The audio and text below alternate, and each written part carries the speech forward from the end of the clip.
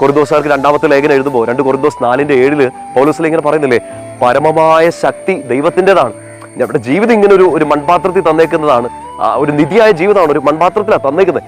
ചിലപ്പോൾ നമ്മൾ തട്ടിയും പൊട്ടിയൊക്കെ തകർന്നു പോയേക്കാം, എവിടെയെങ്കിലുമൊക്കെ പോയി സ്റ്റക്കായി നിന്നേക്കാം. എൻ്റെ ശക്തിയുടെ ഉറവിടം 2 കൊരിന്തോസ് 4:7 വചനം പറഞ്ഞു പോലും, പരമമായ ശക്തി ദൈവത്തിൻ്റെതാണ്. തകർക്കാൻ ശ്രമിച്ച രോഗത്തിനോ മനുഷ്യർക്കോ പിശാചിനോ ഈ ഭയങ്ങൾക്കോ ഒന്നുമല്ല. പരമമായ ശക്തി, the ultimate power belongs to the authority. ആ അതോറിറ്റി ഈശോയാണ്, എൻ്റെ ശക്തിയുടെ ഉറവിടമാണ്. ആ ദൈവം സർവശക്തനാണ്, എൻ്റെ പിതാവാണ്.